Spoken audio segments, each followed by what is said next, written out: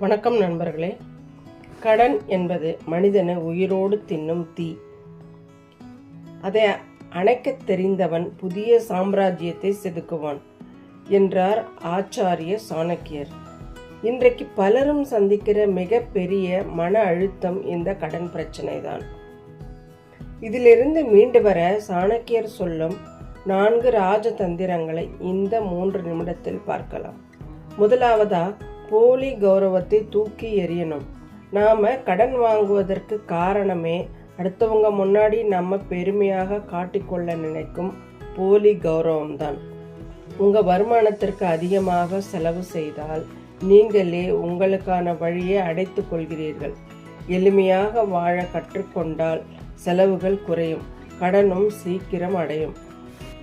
2வது, ஓட்டையை அடைக்கணும். அதாவது ஓட்டப்படகுல எவ்வளவு வேகமாக துடுப்பு போட்டாலும் அது முழுகதான் செய்யும். தேவையில்லாத ஆடம்பர செலவுகள் என்ற ஓட்டையை முதலில் அடைக்க வேண்டும்.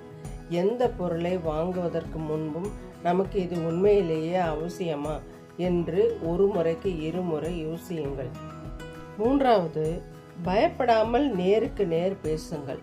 கடன் கொடுத்தவருக்கு பயந்து ஓடி ஒளியாதீர்கள். நேராக சென்று பேசுங்கள். உங்கள் சூழ்நிலையை விளக்கி சொல்லுங்க. கடனை திருப்பி செலுத்த கூடுதல் அவகாசம் கேளுங்கள். சிறிது சிறிதாக கடனை அடைக்க தொடங்குங்க. உங்க நேர்மை உங்களுக்கு மரியாதையை தேடித்தரும். 4வது, ஒரே வருமானத்தை நம்பி இருக்காதீங்க. கடன் என்பது பெரிய தீ என்றால் 1 மாத சம்பளம் என்பது ஒரு வாளி தண்ணீர் மட்டுமே. உங்கள் திறமையை பயன்படுத்தி பகுதி நேர வேலை அல்லது சுய தொழில் மூலம் கூடுதல் வருமானம் ஈட்டத் தொடங்குங்க. நண்பர்களே, கடன் சுமை என்பது நிரந்தரமானது அல்ல. இன்னிலிருந்து உங்கள் செலவுகளை திட்டமிட்டு போலி கௌரவத்தை விட்டு உழைக்க தயாராகுங்க. நிச்சயம் உங்களுக்கான நிதி சுதந்திரம் கிடைக்கும். இந்த பதிவு உங்களுக்கு பயனுள்ளதாக இருந்திருக்கும்னு நம்புகிறேன். உங்கள் நண்பர்களுக்கும் ஷேர் பண்ணுங்கள். மறக்காமல் ஒரு லைக்கும் போட்டுருங்க. இது போன்ற பயனுள்ள தகவல்களை தெரிந்து கொள்ள நம்ம சேனலை சப்ஸ்கிரைப் பண்ண மறக்காதீங்க. நன்றி.